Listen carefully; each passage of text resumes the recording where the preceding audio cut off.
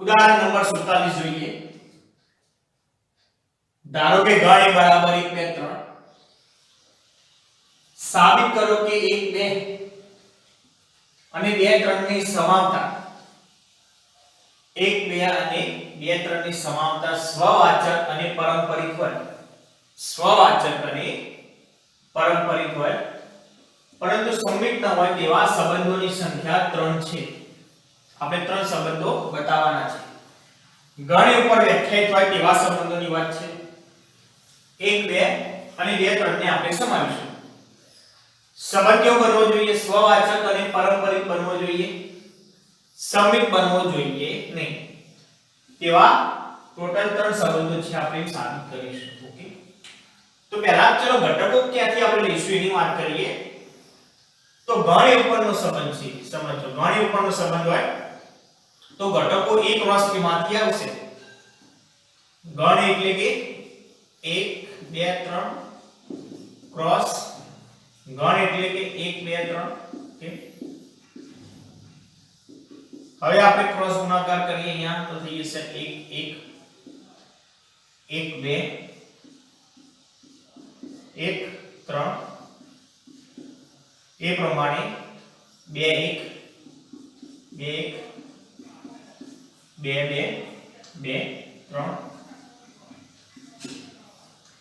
એ પ્રમાણે 3 1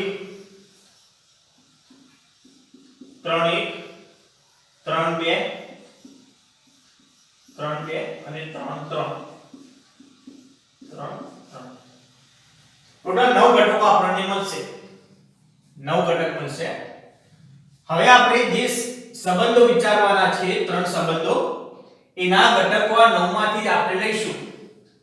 એના ઘટકો આપણે આ 9 માંથી લઈશું. એકે આના બાદમાં એક ઘટક આવશે નહીં.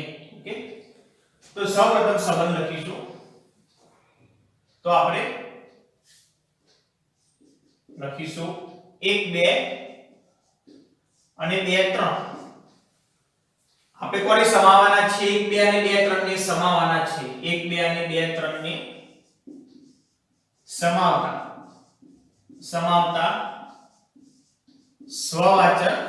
સ્વવાચક અને પારંપરિક. સ્વવાચક અને પારંપરિક હોય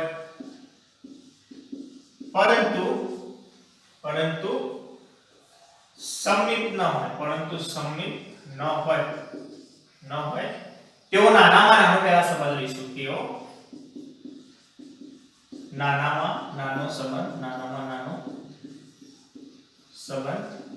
આપણે એને કહીશું R1. ઓકે, તો સમજો સંબંધ કેવો બતાવવાનો છે? સ્વવાચક તો બતાવવાનો છે. સ્વવાચક અને પારંપરિક. તો સ્વવાચકમાં કમ્પલસરી આપણે 1 1 2 2 અને 3 3 લેવા પડશે. 1 1 2 2 અને 3 3 તો લેવા જ પડશે, કારણ કે ગણ એની અંદર કયા ઘટક છે? 1 2 3 છે, એટલે કે કમ્પલસરી 1 1 2 2 અને 3 3 તો આવશે. તો 1 1 2 2 3 3. ઓકે, તો આ ઘટકો લઈએ તો સંબંધ સ્વવાચક થાય. ઓકે, હવે આપણે કોને સમાવવાના છે? 1 2 અને 2 3 ને સમાવવાના છે. તો 1 2 અને 2 3 ને સમાવી લઈશું. 1 2 અને 2 3. ઓકે, હવે ધ્યાન આપજો. આપણે સંબંધ સ્વવાચક બતાવવાનો છે. ચલો, સ્વવાચક થઈ ગયો. આ 3 ઘટકોથી સ્વવાચક થઈ ગયો. ઓકે, પારંપરિક પણ બતાવવાનો છે. સમજો, પારંપરિક પણ હવે બતાવવાનો છે. તો ચેક કરવું પડશે આખો સંબંધ પારંપરિક થાય છે કે નથી થતો. સંમિત નથી બતાવવાનો. ઓકે, તો પારંપરિક બતાવવા માટે તમે ચેક કરો. અહીંયા જો 1 2 છે. 1 2 આપણે લીધો અને એક ઘટક 2 3 લીધો. ઓકે, એક ઘટક 2 3 લીધો. તો 2 2 ને આપણે કાઢી દઈએ. 2 2 ને કાઢી દઈએ તો 1 3 લેવા પડે. તો સંબંધ પારંપરિક થાય. આપણને ખબર છે કોઈ પણ સંબંધ પારંપરિક ક્યાં થશે? AB હશે, BC હશે. AB હશે, BC હશે અને એના માટે શું હશે? AC હશે. તો સંબંધ પારંપરિક થાય. દરેક જોડ માટે આવું થવું જોઈએ. તો અહીંયા 1 2 2 3 છે, એટલે કે એક ક્રમ તો આવો જ જોઈએ સંબંધની અંદર, તો જ પારંપરિક થાય. તો આપણે અહીંયા 1 3 લખવા પડશે કારણ કે સંબંધ આપણે પારંપરિક બતાવવાનો છે એના માટે ઓકે તો આપણે 1 3 તો રાખવું પડશે તો સંબંધ કેવો થઈ જશે પારંપરિક ઓકે ચલો બાકીની બધી ઘટક માટે પારંપરિક થાય છે ચેક કરો ધારો કે ચલો આપણે 1 1 લઈએ 1 1 લઈએ તો બીજો સંબંધ 1 1 થી શરૂઆત 1 થી શરૂ થતો એવો લેવો પડે તો અહીંયા આવશે 1 ઓકે 1 1 કાઢી દઈએ તો આવે 1 2 ઓકે તો ચલો 1 2 પણ છે અહીંયા 1 2 છે ફરી પાછું 1 1 લઈએ તો 1 થી શરૂ થતી બીજી પણ જોડ છે 1 3 1 1 કાઢી દઈએ તો 1 થી 3 ચલો 1 થી 3 પણ છે ઓકે તો પારંપરિક થશે કોઈ પણ તમે જોડ આ રીતે ચેક કરશો થશે પાલન કરશે જેમ કે ચલો 2 2 લઈએ 2 2 લઈએ તો 2 થી શરૂ થતો સંબંધ લઈએ આપણે 2 3 તો શું આવી જશે 2 3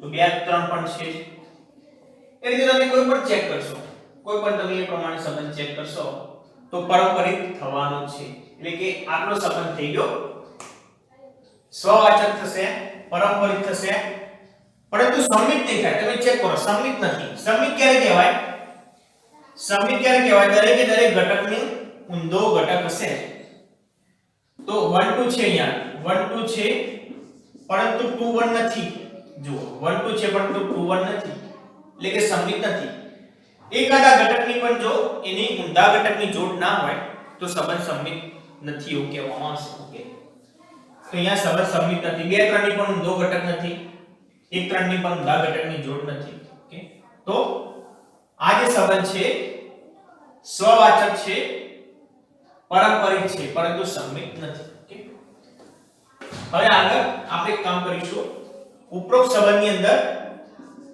1 2 ની ઊંધો ઘટક આપણે એડ કરીશું 2 1 એડ કરીશું ઓકે તો હવે લખીશું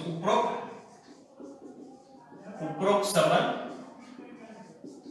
કેપિટલ R1 માં એક ઘટક ઉમેરતા માં એક ઘટક 2 1 ઉમેરતા એક ઘટક 2 1 ઉમેરતા મળતો સંબંધ R2 એ સ્વવાચક અને પારંપરિક થશે સ્વવાચક અને પારંપરિક થશે પરંતુ સમિત નહીં હોય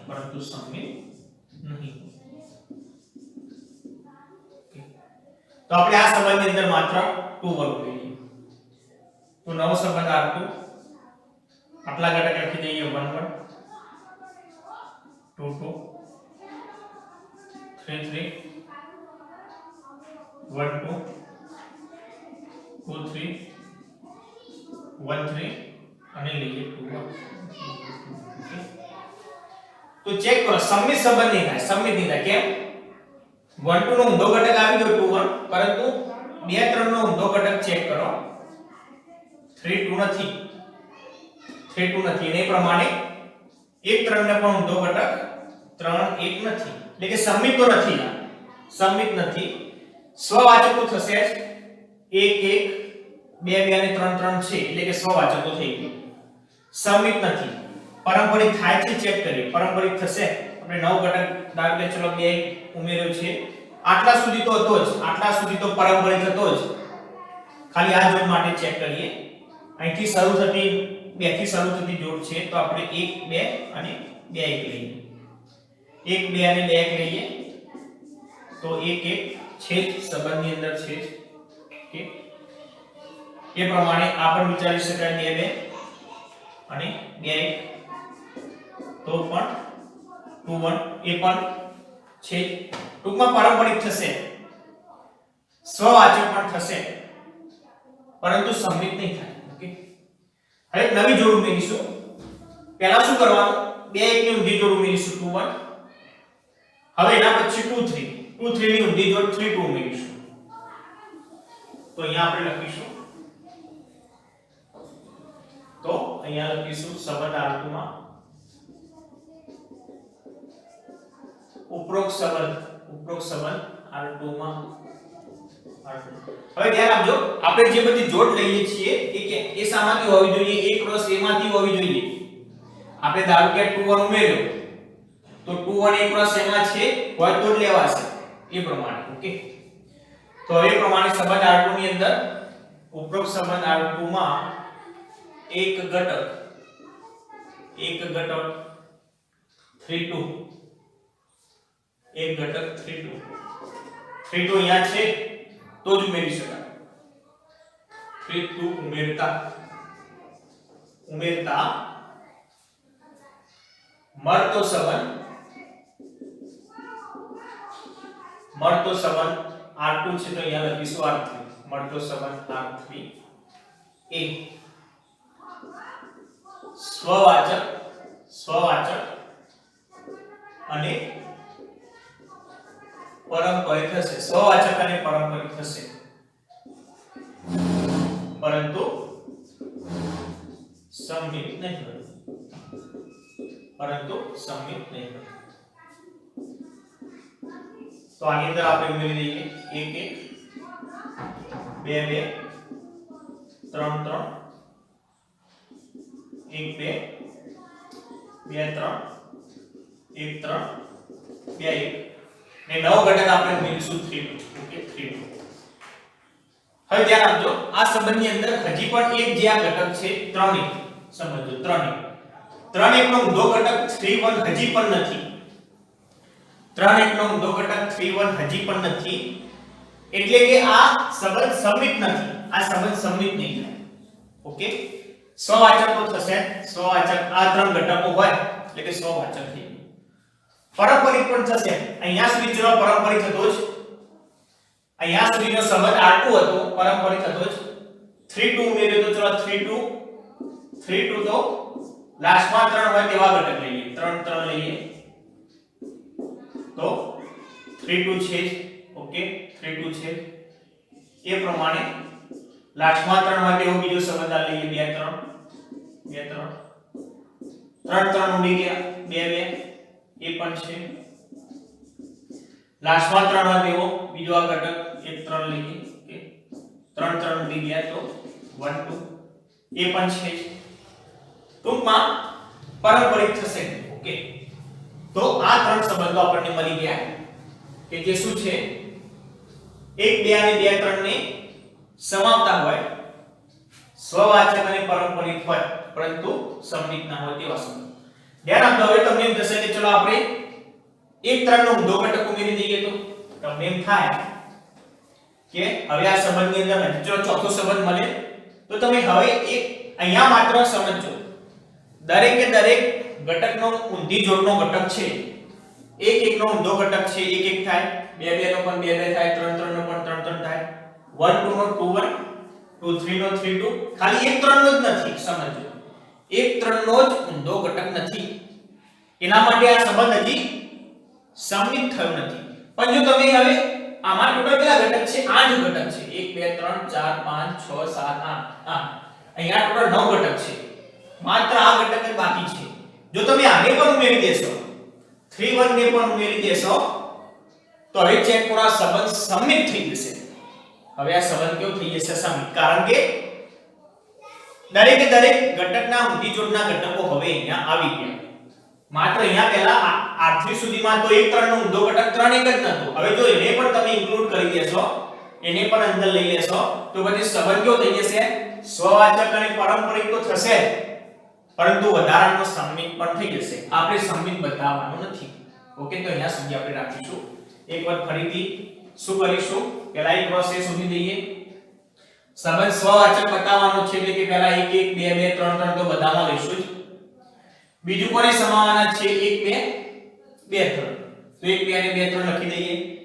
સંબંધ પારંપરિક બતાવવાનો છે, સ્વવાચક અને પારંપરિક બતાવવાનો છે, સમમિત નથી બતાવવાનો. ઓકે, તો પહેલા એક સ્વવાચક માટે 1 1 2 2 અને 3 3 તો ખરા જ. 1 2 અને 2 3 ને ઉમેરીશું રકમ મુજબ. પારંપરિક બતાવવા માટે 1 3 વધારાનો ઉમેરવો પડશે. ઓકે, તો પહેલો સંબંધ મળ્યો કે જે 1 2 અને 2 3 ને સમાવે છે, સ્વવાચક અને પારંપરિક છે પરંતુ સમમિત નથી. હવે શું કરવાનું? 1 2 નો ઊંધો ઘટક લઈ લેવાનો. 1 2 નો ઊંધો ઘટક લઈ લઈશું 2 1. ઓકે, એ સંબંધ સ્વવાચક થશે, પારંપરિક પણ થશે, પરંતુ સંમિત નહીં થાય. કેમ? કારણ કે હજી પણ આ બેના ઊંધા ઘટકો નથી, ઊંધી જોડના ઘટક નથી. હવે 2 3 નો ઊંધો ઘટક લઈ લઈશું. ઓકે, 3 2. 2 3 નો ઊંધો ઘટક લઈશું 3 2. તો સંબંધ વળી પાછો સ્વવાચક થશે, પારંપરિક થશે, પરંતુ સંમિત નહીં થાય. કેમ? હજી પણ 1 3 નો ઊંધી ઘટકનો જોડ નથી એના માટે. તો આ રીતે તમને 3 સંબંધો મળશે.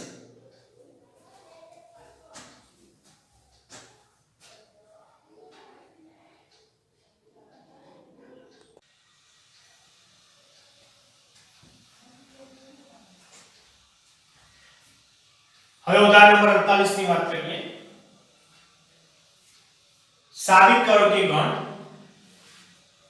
1 2 3 માં 1 2 અને 2 1 1 2 અને 2 1 ને સમાવતા સામ્ય સંબંધની સંખ્યા 2 છે. ગણ 1 2 3 માં એમ કહ્યું છે, ગણ 1 2 3 માં 1 2 અને 2 1 ને સમાવતા સામ્ય સંબંધની સંખ્યા 2 છે. આપણે એવું સાબિત કરવાનું છે. તો આ ગણ પર આપણે સામ્ય સંબંધોની વાત કરીશું. તો સૌપ્રથમ ગણ 1 2 3 ને આપણે ગણ a ધારી દઈશું. તો આ રીતે લખીશું, ધારો કે ગણ a = 1 2 3. ગણ ધારીશું 1 2 3. હવે આપણે a ક્રોસ a શોધીશું. a ક્રોસ a શોધીશું. તો ગણ એના ઘટકો 1 2 3 ક્રોસ વળી પાછા 1 2 3 ક્રોસ ગુણાકાર કરીએ આપણે. હવે 1 1 1 2 1 3 2 1 2 1 2 2 2 2 2 3 3 1 3 1 3 2 અને 3 3.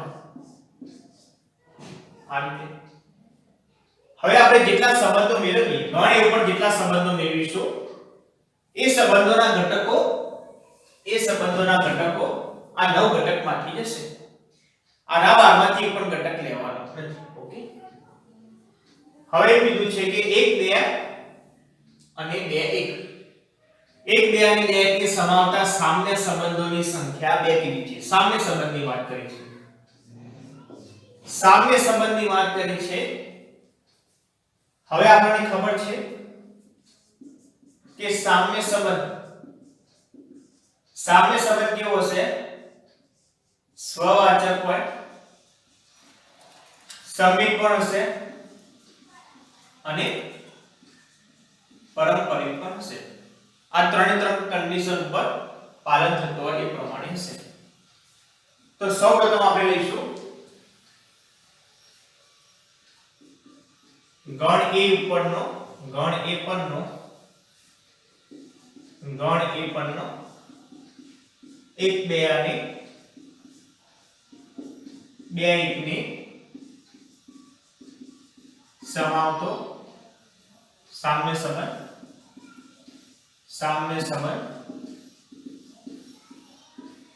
અથવા સૌથી નાનો સામ્ય સંબંધ, સમાવતો સૌથી નાનો સામ્ય સંબંધ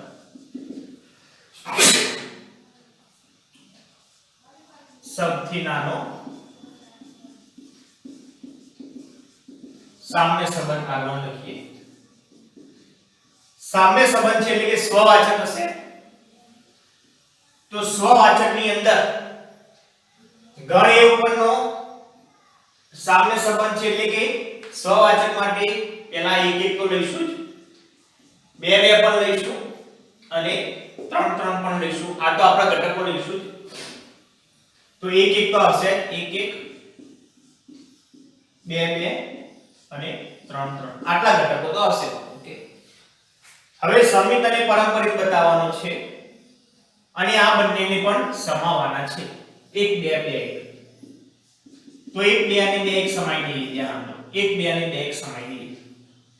હવે પહેલા ચેક કરીએ આટલો સંબંધ સબમિટ થાય છે આટલા ઘટકોમાં એક એક ના ઊંધા ઘટકની જોડ તો એક એક જ થશે આ 3 3 માં તે ઉત થશે 2 2 ની ઊંધી જોડ 2 2 3 3 ની ઊંધી જોડ 3 3 1 2 ની ઊંધી જોડ 2 એ પણ છે ઓકે તો સંબંધ સ્વવાચક થઈ ગયો સબમિટ પણ થઈ ગયો આટલા ઘટકો માટે સ્વવાચક થઈ ગયો સબમિટ થઈ ગયો હવે જો પારંપરિક થઈ જશે તો પછી આ સામ્ય સંબંધ થઈ જશે તો ચેક કરીએ આટલા ઘટકો માટે આપણે વિચારીએ તો એ પારંપરિક થાય છે ધારો કે ચલો એક એક લઈએ સૌથી પહેલો ઘટક એક તો એક થી શરૂ થતી જોડ લો તો અહીંયા છે 1 2 તો એક એક કેન્સલ આપણે કરીશું તો આવશે 1 થી 2 તો 1 થી 2 R1 ની અંદર છે 1 2 આપણા R1 ની અંદર છે ઓકે થઈ ગયું ચલો એ પ્રમાણે 1 થી શરૂ થતી બીજી જોડ તો છે જ નહીં તો ચેક કરવાની જરૂર નથી ઓકે ચલો એ પ્રમાણે 2 2 લઈએ તો 2 થી શરૂ થતી એક જ જોડ છે 2 1 એકલી જ છે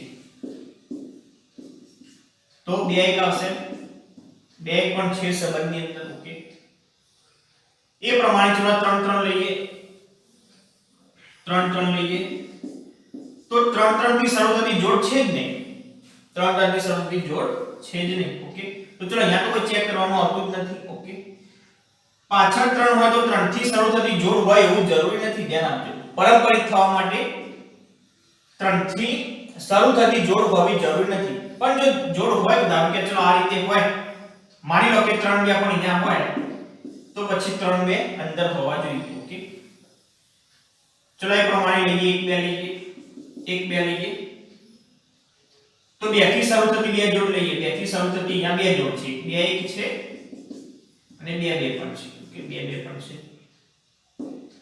તો 2 2 કેન્સલ કરીએ તો 1 1 આવશે 1 1 છે અહીંયા ઓકે 2 2 કેન્સલ કરીએ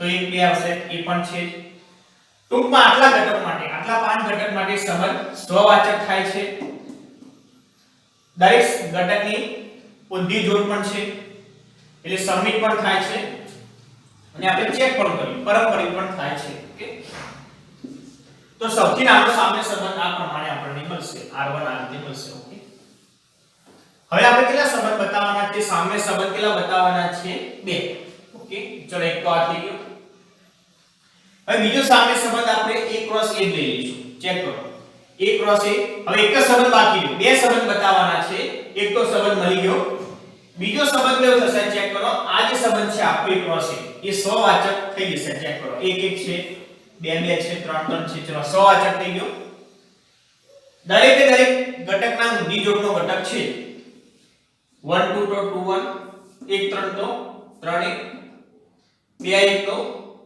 1 2 2 3 તો 3 2 3 1 તો 1 3 ઓકે ચેક કરો 3 2 તો 2 3 દરેક ઘટકના ઊંધી જોડના ઘટકો છે ઓકે એટલે સબમિટ પણ થઈ ગયો અને તમે ચેક કરો આ સંબંધ પારંપરિક પણ છે ચેક કરો આ સંબંધ પારંપરિક પણ છે તમારે ચેક કરો ધારો કે ચલો આપણે એક એક લઈ લઈએ તો એક થી શરૂ થતા આપણે ઘટકો લઈએ ચલો આ બે લઈએ એક થી શરૂ થતા ઘટકો 1 2 અને 1 3 1 2 1 3 ઓકે એક એક આપણે કેન્સલ કરીએ તો 1 2 છે જ અહીંયા કેન્સલ કરીએ તો 1 3 એ પણ છે ઓકે એ પ્રમાણે આપણે લઈએ ધારો કે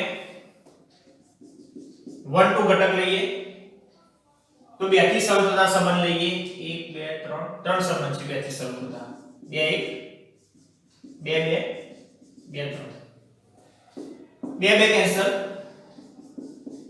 તો 1 1 છે 2 2 કેન્સલ તો 1 2 પણ છે 2 2 કેન્સલ તો 1 3 પણ છે ચેક કરો 1 1 છે 1 2 પણ છે 1 3 પણ છે ઓકે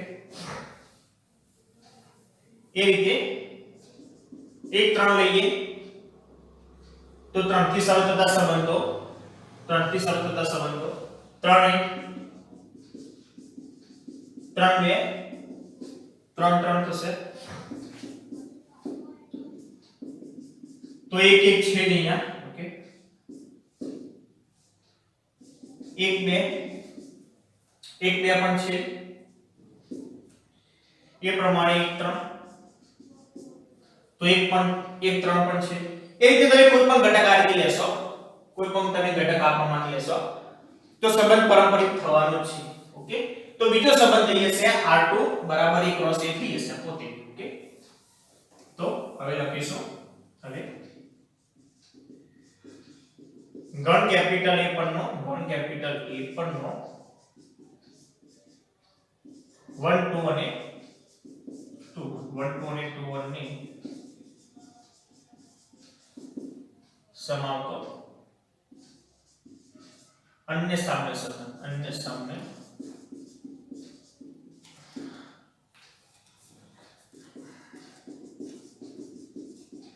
એ ક્રોસ એ પોતે થઈ છે 1 1 1 2 1 3 2 1 2 2 2 3 3 1 3 2 3 3 આ પ્રમાણે થશે તો આ પ્રમાણે બે સંબંધ મળશે આ ગણ a બરાબર 1 2 3 માં 1 2 3 માં 1 2 અને 1 2 અને 2 1 ની સમાવતા साम्य संबंधों की संख्या 2 છે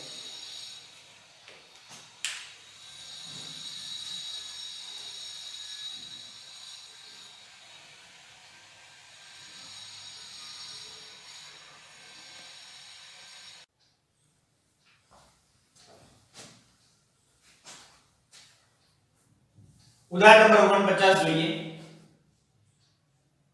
સાબિત કરો કે એક પેર પર જેનો તટસ્થ ઘટક 1 હોય ગણ એક પેર પર જેનો તટસ્થ ઘટક 1 હોય તથા જેના હેઠળ બેનો વ્યસ્ત 2 જ હોય બેનો વ્યસ્ત 2 જ હોય ત્રિવિધ ક્રિયાની સંખ્યા માત્ર એક જ છે એવું બતાવવાનું છે ગણ એક પેર ઉપર વ્યાખ્યાયિત હોય સમજો ગણ એક પેર ઉપર વ્યાખ્યાયિત હોય તટસ્થ ઘટક 1 હોય અને બેનો વ્યસ્ત ઘટક 2 થતો હોય તેવી દ્વિક્રિયાની સંખ્યા માત્ર કેટલી થશે 1 જ થશે એવું આપણે સાબિત કરવાનું છે તો પહેલા તો આપણે આને ગણ ધારી લઈએ ધારો કે ગણ a = 1 2 ગણ a = 1 2 ઓકે તો સૌપ્રથમ તો આપણે એક ક્રોસ a શોધી દેવાનો ગણ a બરાબર 1 કરી દીધા હવે આપણે સૌપ્રથમ શોધી દેવાના a ક્રોસ a શોધી દેવાના તો 1 2 ક્રોસ 1 1 2 ક્રોસ 1 ઓકે તો 1 1 સૌપ્રથમ થઈ જશે 1 1 1 1 2 પછી 2 1 2 1 અને 2 2 આ પ્રમાણે ઓકે હવે સમજો એમ કે કોઈ દ્વિક્રિયા સમજો કોઈ દ્વિક્રિયા એમ કે n ઉપર વ્યાખ્યાયિત છે n ઉપર વ્યાખ્યાયિત છે તો આનો મતલબ શું થાય દ્વિક્રિયા એટલે કે વિધેય છે સમજો દ્વિક્રિયા એક પ્રકારનું વિધેય છે વિધેય હોય તો એના માટે શું હોય પ્રદેશ્ય હોય અને સપ્રદેશ પણ હોય જો દ્વિક્રિયા વિધેય હોય તો એના માટે શું હોય એક એનો પ્રદેશ્ય હશે અને સપ્રદેશ પણ હશે જો દ્વિક્રિયા n ઉપર વ્યાખ્યાયિત હોય તો પછી એનો પ્રદેશ થઈ જાય n ક્રોસ n અને સપ્રદેશ થઈ જાય કેપિટલ N પ્રદેશ લેવાનો n ક્રોસ n સપ્રદેશ લઈશું n એ પ્રમાણે જો દ્વિક્રિયા z ઉપર વ્યાખ્યાયિત હોય તો પ્રદેશ થાય z ક્રોસ z સપ્રદેશ થાય z દ્વિક્રિયા જો r ઉપર વ્યાખ્યાયિત હોય તો પ્રદેશ થાય r ક્રોસ r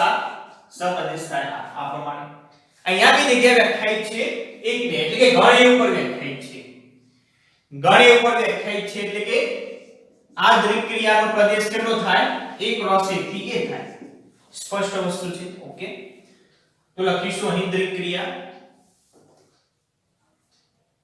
અહીં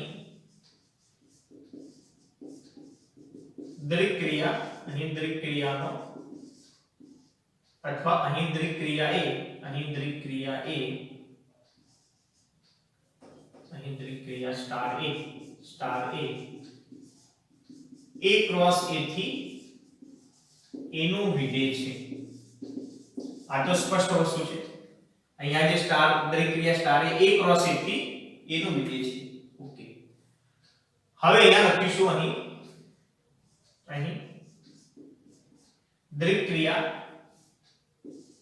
દ્વિક ક્રિયાની વાત કરી છે કેવી દ્વિક ક્રિયા તટસ્થ ઘટક એક હોય એવી ઓકે તો લખીશું રકમ મુજબ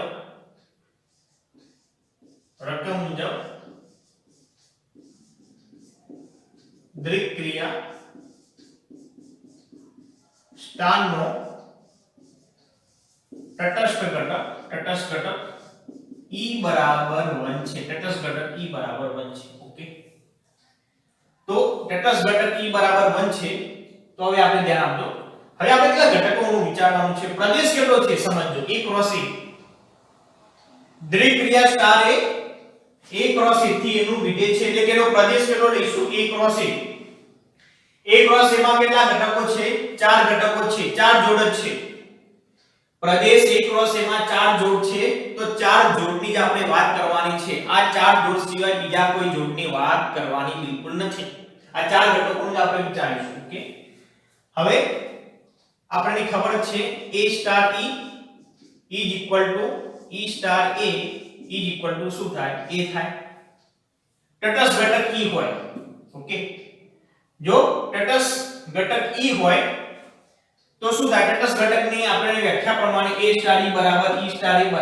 a થાય એટલે કે તટસ્થ ઘટકની કોઈ અસર થાય નહીં આ પ્રમાણે ધારો કે ગુણાકારમાં તટસ્થ ઘટક કેટલો છે ગુણાકારમાં 1 છે તટસ્થ ઘટક તો એના લીધે શું થતું હોય છે આપણને ખબર છે તટસ્થ ઘટકની કોઈ અસર થાય નહીં તટસ્થ ઘટકના બાજુનો જે હોય એ જવાબ મળે અહીંયા જવાબ 2 મળે અહીંયા જવાબ 3 મળે અહીંયા 4 મળે અહીંયા જવાબ 5 તટસ્થ ઘટક નાખી દેવાનો આ શું છે ગુણાકાર માટેનો તટસ્થ ઘટક તો તટસ્થ ઘટક નાખી દેવાનો બાજુનો જે હોય તો જવાબ મળે ઓકે તો એ પ્રમાણે આપણે વિચારીએ તો સૌપ્રથમ તો આપણે લઈએ 1 1 લઈ લઈએ ઓકે સૌપ્રથમ આપણે લઈ લઈએ 1 1 તો એક સ્ટાર 1 આવે એક સ્ટાર 1 તો આપણે ચલો આર્યા 1 ને તટસ્થ ઘટક લઈએ તો જવાબ શું આવે 1 જ આવે ઓકે બીજી જોડ લઈએ 1 1 2 તો 1 સ્ટાર 2 તટસ્થ ઘટક 1 છે તો જવાબ શું આવે 2 આવે ઓકે એ પ્રમાણે લઈએ 2 1 લઈએ 2 ઓકે તટસ્થ ઘટક કોઈ પણ જગ્યા હોય ચાલે આગળ હોય તો પણ ચાલે પાછળ હોય તો પણ ચાલે એક તટસ્થ ઘટક તો એક તટસ્થ ઘટકને ઢાંકી દઈએ જવાબ કેટલો આવે 2 આવે ઓકે પછી ચલો 2 2 નહીં લઈએ અહીંયા કેમ 2 2 માં તટસ્થ ઘટક છે જ નહીં તટસ્થ ઘટક કેટલો છે 1 તો 1 આવતો હોય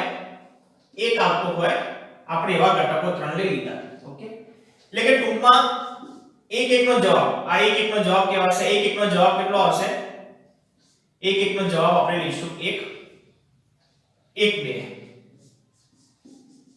1 2 નો જવાબ કેટલો આવશે 2 ઓકે 2 1 નો જવાબ કેટલો આવશે 2 ઓકે હવે માત્ર 2 2 નો આપણે જવાબ મેળવવાનો બાકી છે 2 2 નો જવાબ મેળવવાનો માત્ર બાકી છે ઓકે તો આપણે આ રીતે જવાબ મેળવીશું એના માટે આપણે આનો ઉપયોગ કરીશું જેના હેઠળ 2 નો વ્યસ્ત 2 આવે જેના હેઠળ 2 નો વ્યસ્ત 2 આવે તો રકમ મુજબ લખીશું રકમ મુજબ 2 નો વ્યસ્ત એટલે કે 2 ઇન્વર્સ બરાબર શું છે 2 રકમ મુજબ શું છે 2 ઇન્વર્સ બરાબર 2 થઈ જશે ઓકે હવે આપણે 2 2 નો જવાબ મેળવવાનો છે 2 2 નો તો 2 સ્ટાર 2 લખીએ 2 સ્ટાર 2 લખીએ 2 સ્ટાર 2 હવે 2 ની જગ્યાએ તો કેટલા લખાય 2 ઇન્વર્સ લખાય 2 ની જગ્યાએ શું લખી શકીએ આપણે 2 ઇન્વર્સ લખી શકીએ ઓકે 2 ની જગ્યાએ આપણે 2 ઇન્વર્સ લખી શકીએ કારણ કે 2 બરાબર શું લખી શકાય 2 ઇન્વર્સ ઓકે હવે સમજો આ બાજુ 2 અને આ બાજુ શું આવી ગયો વ્યસ્ત 2 ઇન્વર્સ અહીંયા 2 છે ને આ બાજુ શું છે 2 નો વ્યસ્ત ઘટક છે ઓકે તો જવાબ શું આવે તટસ્થ ઘટક આવે તટસ્થ ઘટકની આપણી વ્યાખ્યા પ્રમાણે ખબર છે a નો વ્યસ્ત b હોય a નો વ્યસ્ત b હોય a નો વ્યસ્ત b હોય તો a સ્ટાર b બરાબર શું થાય e થાય ખબર છે a નો વ્યસ્ત b એટલે કે b બરાબર શું થઈ જાય a ઇન્વર્સ સમજો b બરાબર શું થાય a ઇન્વર્સ આ રીતે એટલે કે જવાબ e આવે આ બે ઘટકો જો એકબીજાના વ્યસ્ત હોય a હોય ને આ બાજુ e ઇન્વર્સ હોય તો જવાબ e આવે b હોય અને આ બાજુ b ઇન્વર્સ હોય તો એ જવાબ e આવે આગળ b ઇન્વર્સ હોય તો પણ એવું થાય આ રીતે ટૂંકમાં એકબીજાના વ્યસ્ત ઘટક હોય તો જવાબ શું આવે તટસ્થ ઘટક આવે આ બાજુ 2 અને આ બાજુ 2 ઇન્વર્સ છે ઓકે તો જવાબ શું આવે e આવે કારણ કે a સ્ટાર e ઇન્વર્સ બરાબર શું થાય e થાય એકબીજાના વ્યસ્ત ઘટક હોય તો સ્ટાર માટે જવાબ e આવે અને e બરાબર તો શું છે e બરાબર તો છે 1 ઓકે એટલે કે 2 સ્ટાર 2 નો જવાબ શું આવે 1 એટલે કે 2 નો જવાબ શું થઈ જશે 2 નો જવાબ થઈ જશે 1 ઓકે હવે આપણે ચલો આ રીતે આપણે લઈશું પ્રદેશ કયો છે ક્રોસ a પ્રદેશ છે a ક્રોસ a સપ્રદેશ છે a સપ્રદેશ છે a a ક્રોસ a ના ઘટકો લખીએ આપણે a ક્રોસ a ના ઘટકો 1 1 1 2 2 1 અને 2 2 આ રીતે અહીંયા ગણ એના ઘટકો લઈએ ગણ એના ઘટક કેટલા છે 1 2 1 1 નો જવાબ 1 આવ્યો 1 1 નો જવાબ 1 આવ્યો 1 2 નો જવાબ 2 આવ્યો 1 2 નો જવાબ 2 આવ્યો 2 1 નો જવાબ 2 આવ્યો 2 1 નો જવાબ 2 આવ્યો અને 2 2 નો જવાબ કેટલો આવે 1 આવ્યો ઓકે 1 આવે આ પ્રમાણે તો આ રીતે આપણને આના જવાબ ફિક્સ થઈ ગયા આ બધાના જવાબ ફિક્સ થઈ ગયા કે 1 1 નો જવાબ 1 જ આવે 1 2 નો જવાબ 2 આવે 2 1 નો જવાબ 2 આવે 2 2 નો જવાબ 1 આવે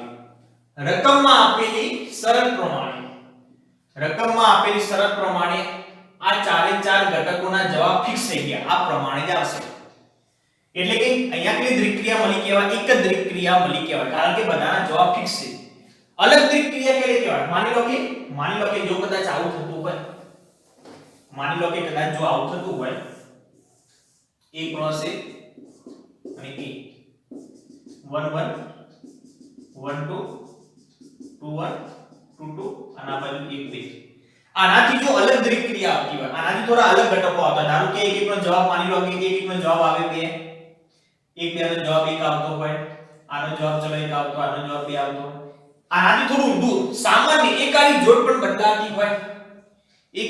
બદલાતી હોય તો પછી કેવી કહેવાય એ અલગ દ્વિક ક્રિયા કહેવાય પછી શું થઈ જશે એ અલગ દ્વિક ક્રિયા થઈ જશે પણ અહીંયા એવું થતું નથી ચેક કરો રકમમાં આપેલી કન્ડિશન પ્રમાણે તો રકમમાં જે કન્ડિશન આપેલી છે તટસ્થ ઘટક 1 લેવાનો અને 2 નો વ્યસ્ત ઘટક 2 લેવાનો એ પ્રમાણે તો ફિક્સ થઈ જાય છે કે 1 1 નો જવાબ તો 1 જ આવશે 1 1 નો જવાબ કેટલો 1 જ આવશે 2 કદી નહીં આવે એટલે ટૂંકમાં આના સિવાયની અન્ય દ્વિક ક્રિયા મળતી નથી રકમમાં આપેલી કન્ડિશનનું પાલન થાય તેવું અન્ય વિધેય મળતું નથી 1 1 નો જવાબ 1 જ લેવો પડશે કારણ કે તટસ્થ ઘટક કેટલો છે 1 તટસ્થ ઘટક 1 એટલે કે 1 1 નો જવાબ 1 જ આવશે તટસ્થ ઘટક 1 એટલે કે 1 2 નો જવાબ પણ 2 જ આવશે તટસ્થ ઘટક 1 એટલે કે 2 1 નો જવાબ કેટલો આવશે આ બાજુનો 2 જ આવશે અને એ પ્રમાણે 2 નો વ્યસ્ત 2 છે તો આપણે એ પ્રમાણે લઈશું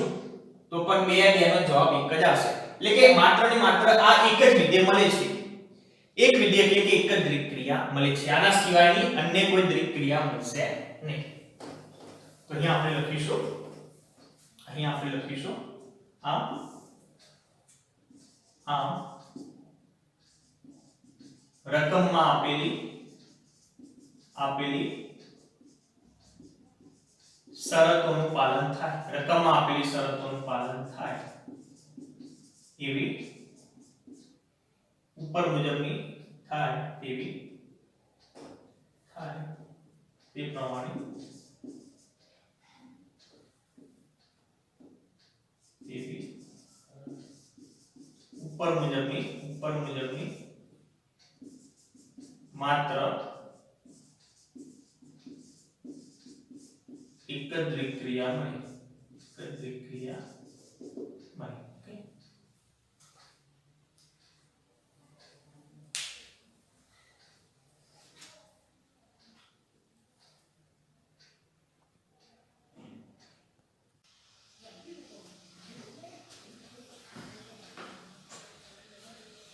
ઉદાહરણ નંબર 50 જોઈએ તદે વિધેય I n થી n ઉપરના તદે વિધેય I ની વાત કરેલી છે તદે વિધેયને તમને ખબર જ છે fx xy એને તદે વિધેય કહેવાય એટલે કે એકનો જવાબ એક જ મળે બે અંદર હોય તો બે નો જવાબ બે મળે ત્રણ અંદર હોય તો ત્રણ નો જવાબ ત્રણ મળે એ પ્રમાણે આને તદે વિધેય કહેવાય 0 મૂકો તો જવાબ 0 આવે એ પ્રમાણે અહીંયા તદે વિધેય n થી n ઉપર વ્યાખ્યાયિત છે એટલે કે એનો પ્રદેશ n છે સપ્રદેશ પણ n છે એટલે કે અંદરની કિંમતો કેટલી લેવાની n માંથી લેવાની એ પ્રમાણે ઓકે તો તદે વિધેય આને તદે વિધેય કહીશું તદે વિધેયને આઇડેન્ટિટી ફંક્શન કહેવામાં આવે છે એટલે કે જનરલી I વડે દર્શાવીશું ગણ A ઉપરના તદે વિધેયને I વડે દર્શાવવામાં આવે ગણ B ઉપરના તદે વિધેયને IB વડે દર્શાવવામાં આવે અને n ઉપરનું તદે વિધેય હોય તો આપણે એને આ પ્રમાણે in વડે દર્શાવીશું ઓકે તો આ પ્રમાણે છે અહીંયા જે પ્રમાણે fx x લખ્યું એ પ્રમાણે બસ સેમ જ વસ્તુ છે f ની જગ્યાએ અમે I નો ઉપયોગ કર્યો છે x નો જવાબ x જ આવે પ્રત્યેક x belongs to capital N દ્વારા વ્યાખ્યાયિત છે આ પ્રમાણે ઓકે હવે સાબિત કરવાનું છે કે આ જે તદે વિધેય કેવું છે વ્યાપ્ત છે આ તદે વિધેય વ્યાપ્ત છે એમ છતાં પણ પછી આવા કે તદે વિધેયનો સરવાળો કરીએ I કરીએ પ્રદેશ અને સપ્રદેશ તો n થી n રાખીશું ઓકે આવા બે વિધેયનો આપણે સરવાળો કરીએ એટલે કે શું થઈ જશે x ix બરાબર 2x લીધું આપણે 2x x બરાબર 2x વાળા જે વ્યાખ્યાયિત વિધેય છે વ્યાપ્ત નથી આ વિધેય આપણે જે પહેલું વિધેય છે વ્યાપ્ત બતાવીશું પછી આવા બે વિધેયનો સરવાળો કરીએ તો એ વિધેય વ્યાપ્ત નથી એવું આપણે સાબિત કરવાનું છે તો આપણે અહીંયા લઈશું તદે વિધેય આ રીતે લઈશું n થી n nx = આ પ્રમાણે ઓકે તો પ્રદેશ અને સપ્રદેશ કેટલો છે n થી n છે ઓકે આ રીતે તો અહીંયા 1 2 3 4 5 આ રીતે અહીંયા આપણે સેમ એ પ્રમાણે 1 2 3 4 5 આ રીતે ઓકે x નો જવાબ x જ આવે 1 નો જવાબ 1 આવે 2 નો જવાબ 2 આવે 3 નો જવાબ 3 આવે 4 નો જવાબ 4 આવે 5 નો જવાબ 5 આવે એ પ્રમાણે આગળ પણ સેમ એ જ રીતે થશે ઓકે ટૂંકમાં અહીંયા સ્પષ્ટ દેખાય છે કે આ વિધેય કેવું છે વ્યાપ્ત સપ્રદેશની એક પણ કિંમત બાકી નહીં રહે ઓકે સપ્રદેશની એક પણ કિંમત પડી નહીં રહે અહીંયા વિસ્તાર બરાબર શું થઈ જશે વિસ્તાર બરાબર કેપિટલ N થઈ જશે ઓકે બરાબર સપ્રદેશ therefore લખીશું therefore વિધેય n થી n x = x a વ્યાપ્ત વિધેય છે ઓકે સ્પષ્ટ દેખાય છે અહીંયા 5 નો જવાબ 5 6 નો જવાબ 6 આવશે 7 નો જવાબ 7 આવશે એક પણ ઘટક ખાલી પડવાનું નથી એટલે કે વિસ્તાર બરાબર સપ્રદેશ થઈ જશે ઓકે તો આ વિધેય વ્યાપ્ત થઈ ગયું હવે આપણે આની વાત કરીશું ઓકે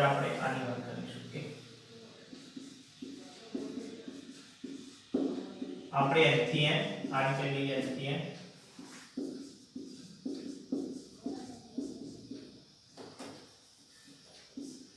x = આ રીતે is equal to x વત્તા x is equal to થઈ જશે 2x x વત્તા x equal to થઈ જશે 2x પ્રદેશ અને સપ્રદેશ તો પેલો છે n થી n છે n થી n ઓકે આ રીતે લઈશું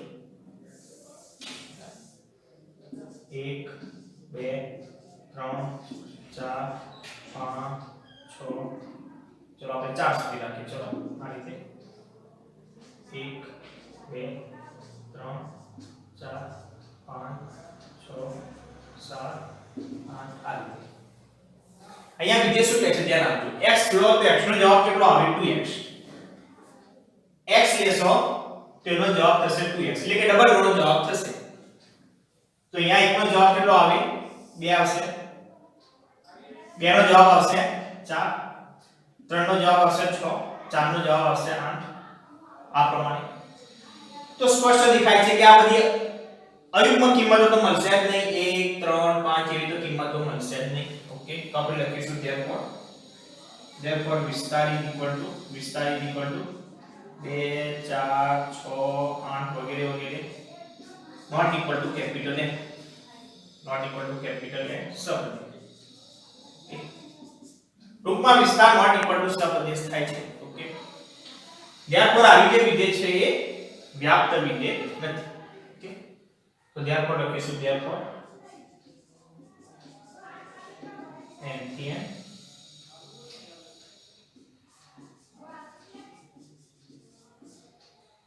x is equal to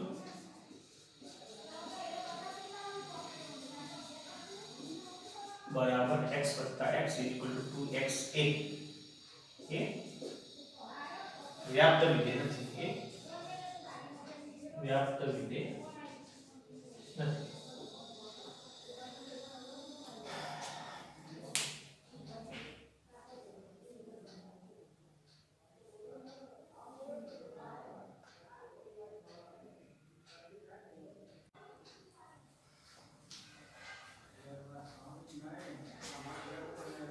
હવે જોઈએ ઉદાહરણ નંબર 51 ધારો કે વિધેય f 0 થી π/2 થી આ f નો પ્રદેશ આપેલો છે 0 થી π/2 સપ્રદેશ આપેલો છે આ fx બરાબર sin x fx બરાબર છે sin x અને વિધેય g ની અંદર પણ સેમ જ વસ્તુ છે પ્રદેશ 0 થી π/2 છે સપ્રદેશ આપ છે gx બરાબર છે cos x gx બરાબર છે cos x આ પ્રમાણે વિધેય f અને g આપેલા છે સાબિત કરો કે f અને g એક એક છે સાબિત કરવાનું છે કે f અને g વિધેય એક એક છે પરંતુ f g આ બંને વિધેયનો આપણે સરવાળો કરીશું તો એ વિધેય એક એક નથી એવું આપણે સાબિત કરીશું ઓકે તો પહેલા તો વિધેય f અને g આપણે એક એક સાબિત કરી દઈએ तो सर्वप्रथम तो विधेय आप लिखिए 0 થી π/2 થી આ fx બરાબર લઈએ sin x fx બરાબર લઈએ sin x પ્રદેશ આપણે રાખીશું 0 થી π/2 ઓકે સપ્રદેશ આ રાખીએ આ રીતે હવે 0 થી π/2 માં આપણે જેટલી આપણી કિંમતો લઈ લઈએ 0 પછી 30 એટલે કે π/6 π/4 π/3 ને લાસ્ટમાં π/2 fx બરાબર sin x છે તો સૌપ્રથમ આપણે 0 લઈએ તો f of 0 is equal to sin 0 ની કિંમત થઈ જશે 0 f of π/6 એટલે કે sin π/6 ની કિંમત થઈ જશે 1/2 ઓકે sin 30 ની કિંમત f of π/4 એટલે કે sin π/4 ની કિંમત થઈ જશે 1/√2 એ પ્રમાણે f of π/3 એટલે કે sin π/3 એની કિંમત થઈ જશે √3/2 એ પ્રમાણે f of π/2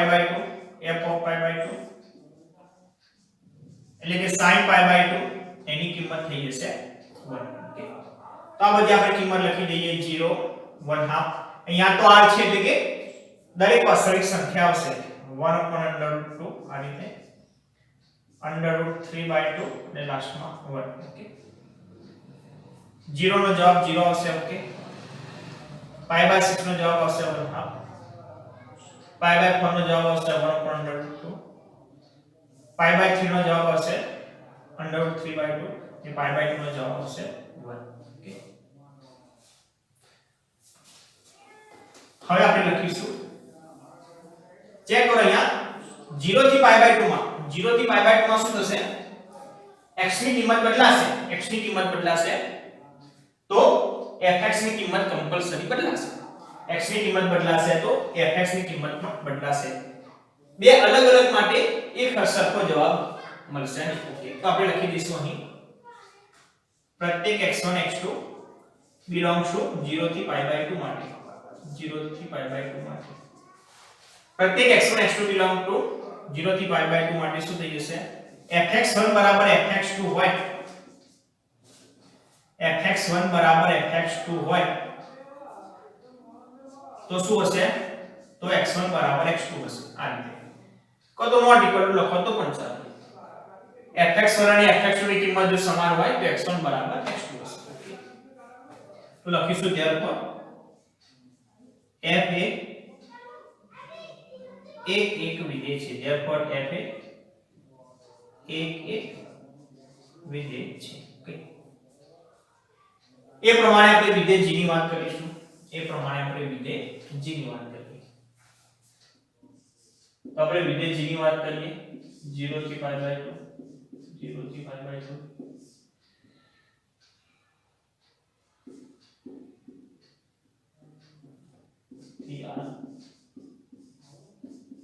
gx બરાબર cos x ઓકે તો અહીંયા 0 થી π/2 અહીંયા લઈશું 0 થી π/2 અહીંયા લઈશું આ ઓકે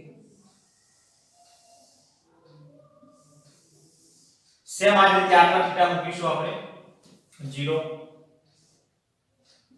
π/6 π/4 π/3 π/2 આ રીતે બે cos માટે આપણને ખબર છે કે cos માં આપણે જે કોઠો હોય છે આ રીતે 30 અંશ હોય 45 અંશ હોય 0 હોય 60 અંશ હોય 90 અંશ હોય sin ની જે કિંમતો હોય એના પછી આપણે cos માં શું કરીએ છીએ આ જે કિંમતો લખી દાવ કે 0 1/2 1/√2 √3/2 1 આ π/6 છે π/4 π/3 π/2 આ રીતે cos માં આપણે શું કરતા હતા યાદ કરો આ બધી કિંમતો આપણે રિવર્સ કરતા હતા એટલે કે 1 √3/2 આ એમના એમ જ આ 1/2 અને આ 0 આ રીતે આપણે લખતા હતા ઓકે ટૂંકમાં અહીંયા આપણે શું કરીશું બધી કિંમતો આ જે છે બધી ઊંધા ક્રમમાં લખવાની રહેશે 1 અથવા આની કિંમતો 1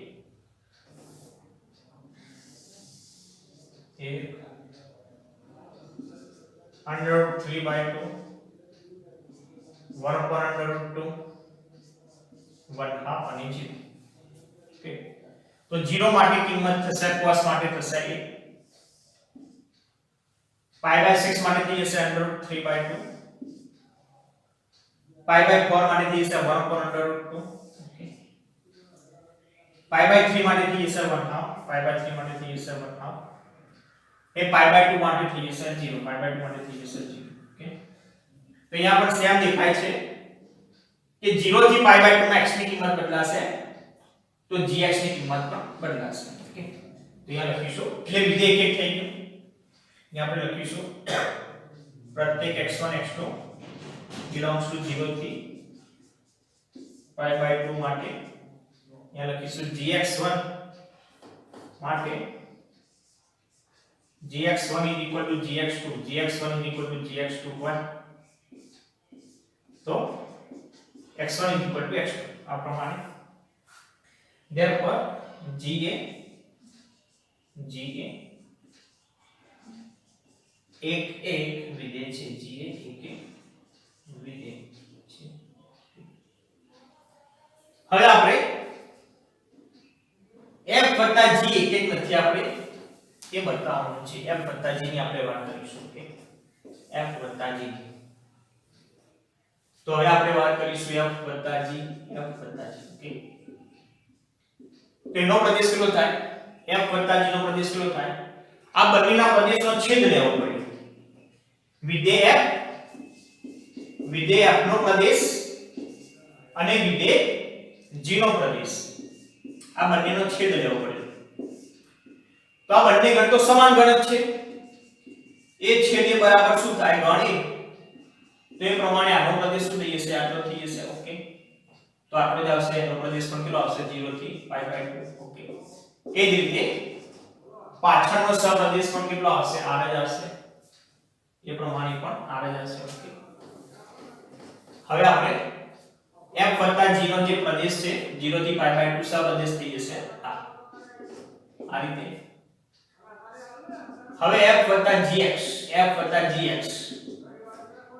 બરાબર થશે fx + gx. fx + gx.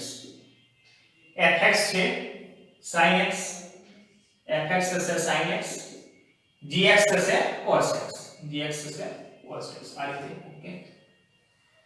હવે આ વિધેય આપણે કેવું બતાવવાનું છે? એક નથી બતાવવાનું છે, ઓકે. તો આપણે આને આ રીતે બતાવી દઈશું. પ્રદેશ છે 0 થી π/2, ઓકે. 0 થી π/2. સપ્રદેશ લઈશું કેપિટલ R, આ રીતે, આ પ્રમાણે. હવે આપણે આ બે કિંમતો લઈશું, ત્યાં 0 લઈશું અને π/2 લઈશું. સમજો 0 અને π/2 આપણે કિંમત લઈએ. આ બે કિંમતોની આપણે વાત કરીશું. આ બે કિંમતોની આપણે વાત કરીએ તો શું થાય છે જોઈ લઈએ.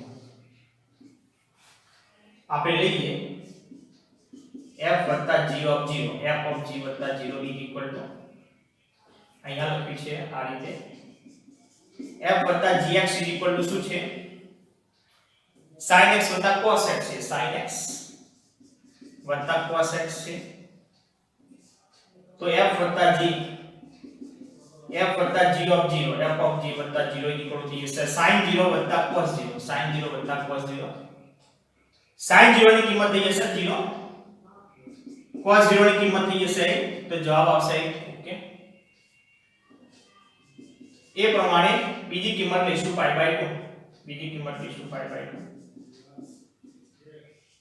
તો sin π/2 + cos π/2 થશે. sin π/2 ની કિંમત 1, cos π/2 ની કિંમત થઈ જશે 0, તો પણ જવાબ કેટલો આવશે? 1 આવશે, ઓકે. તો પણ જવાબ કેટલો આવશે? 1 આવશે.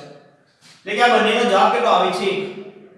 0 માટે જવાબ 1 આવશે ને π/2 માટે જવાબ પણ કેવો આવશે? 1 જ આવશે. આ રીતે બે અલગ અલગ કિંમતો માટે જવાબ કેવો મળ્યો? એક સમાન મળ્યો. એટલે કે આપણે શું કહી શકીએ? અહીંયા બે અલગ અલગ કિંમતો માટે જવાબ એક સમાન મળ્યો, તો આપણે એવું કહી શકીએ કે આ વિધેય એક નથી, ઓકે. તો અહીંયા લખીશું અહીં x1 ≠ x2 માટે, x1 ≠ x2 માટે શું થાય છે? f + gx1 = f + gx2, okay. x1 અને x2 સમાન નથી, એમ છતાં પણ f + gx નું મૂલ્ય કેવું અહીંયા મળે છે? સમાન મળે છે, ઓકે. therefore વિધેય f + g